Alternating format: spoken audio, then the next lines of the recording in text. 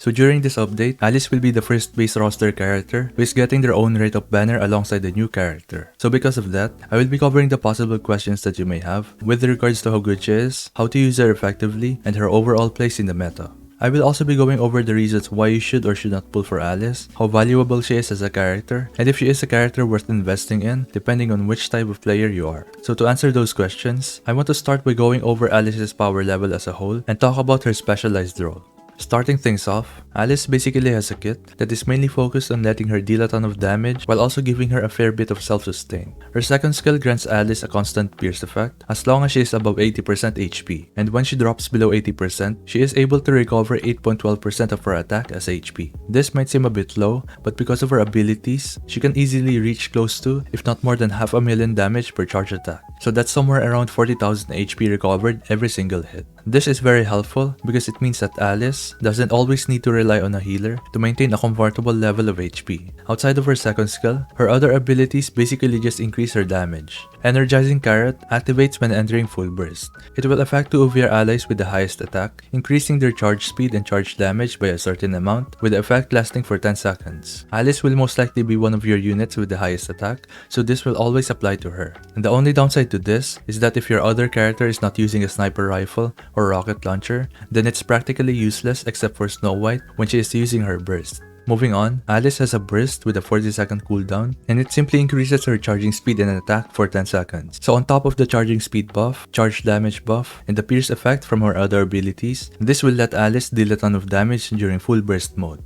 When it comes to skill upgrade priorities, you would want to max out her burst ability first because the charging speed buff is the most useful out of her kit. At level 10, this gives Alice 80.15% more charging speed, which means that her charging speed can easily double with the help of other units. The attack increase is also really nice, so you definitely want to prioritize this over anything else. Next, you would want to upgrade her skill 1. This also gives Alice a bit more charging speed as well as more charge damage, so this is especially useful if you are using another rocket launcher or sniper DPS. On the other hand, her second skill is decent. Upgrading this will only increase her healing, so it's not really something that will impact your DPS. So I recommend that you save this one for last, maybe even leaving this at around level 4 until you have upgraded the important skills on your support units. So looking at her kit, Alice mainly deals her damage during full burst mode, hence why you would want to prioritize upgrading her burst. Because if anything, the main thing that holds her back is her very slow reload speed as well as her fairly long charge time. So it's important that you prioritize the right abilities and find the proper stats on your equipment.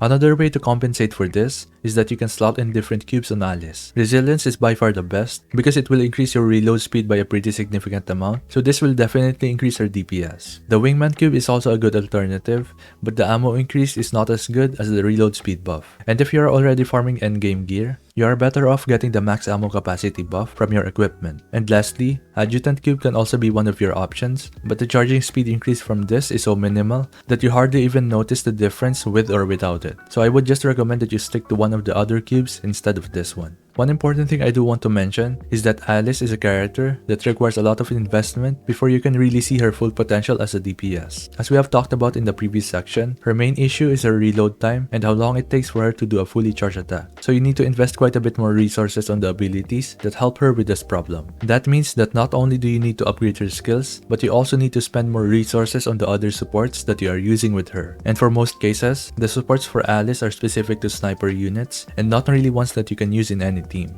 So because of how Alice needs quite a bit more investment, she might not have much impact in the early to mid game when you still don't have access to overload gear. With that said, if you invest your resources on Alice early on and really try to optimize her build, she can absolutely be one of your best DPS units for the endgame.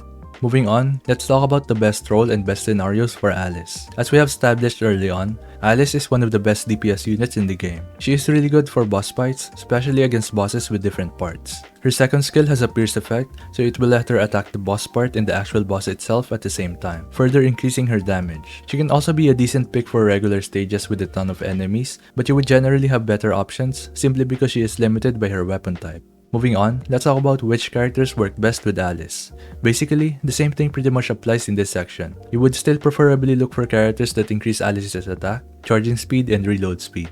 For your burst 1 unit, you can go for Litter, Yon, Volume, or N102 if you're still early to mid game.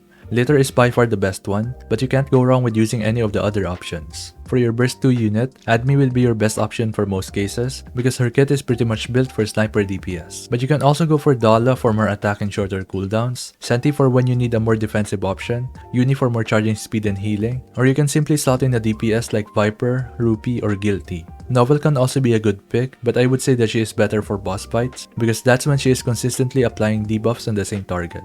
And lastly, for the SR options, you can go for Anise, or you can also go for Himeno if you were able to snag her during the Chainsaw Man event.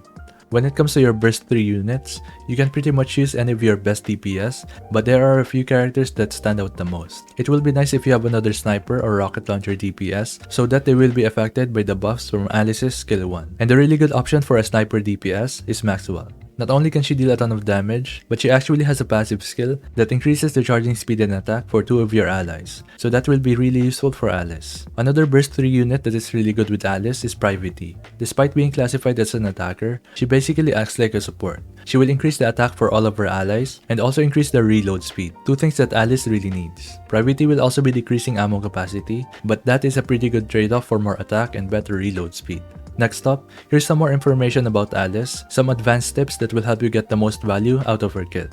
First of all, if you're using a team that struggles with energy generation, or if you simply want to fill up your burst meter faster, you can basically just spam her normal attacks to get as much energy as possible in a short period of time. Yes, Alice will be doing less damage if you spam her attacks, but she deals the most damage during full burst mode anyways, so you can just play manually and spam her skills, and then you can turn on autoplay whenever your team is in full burst mode. One more thing you need to keep in mind is you need to make sure that Alice is never your third burst 3 character, because if you are someone who likes to use autoplay, then the AI will never be able to use her burst, so make sure that Alice is either your first or second burst 3 character. Moving on, let's talk about some reasons why you should or should not pull for her on her limited time write-up banner. First of all, if you are a newer player and you haven't quite built up your main team, then Alice can be a good option. Not to mention that you probably got or will eventually get Privity for free, which happens to be one of the best support units for Alice. Another reason why you should pull for Alice is if you are close to getting her to max limit break. Alice is actually not available from the spare body shop, so you can try your luck and pull her from the banner. With that said, I don't really recommend spending 200 golden tickets on her, not unless you really need to max limit break Alice to get past the character level cap. The only reason I don't recommend pulling for her is if you are someone who has been playing for a long time now and you still haven't gotten a single copy of her. You might have already invested in other top tier characters like Modernia, Scarlet, Snow White, or Haran for example. So in that case, pulling for Alice might not be a good idea because you will basically be spending resources on a brand new character when you could have instead upgraded the top tier characters that you already have. So overall, Alice is definitely one of the best attackers that simply gets better as you progress further into the game. Yes, she does need quite a lot of investment, but it really pays off in the end game. On a side note, I do want to mention that I did not include a PvP segment for this guide because I don't have much experience with her in PvP, and unfortunately testing different teams on the arena is very limited to say the least. With that being said, hopefully you found this video useful, and if you are planning to pull for Alice, you can now use her effectively by following the tips that I covered in this video. So yeah, let me know what you think about this character, and who do you think will be the next standard banner character that will be featured in their own banner. As always, don't forget to leave a like, comment, subscribe. Thank you so much for watching, and I'll see you on the next one. Peace.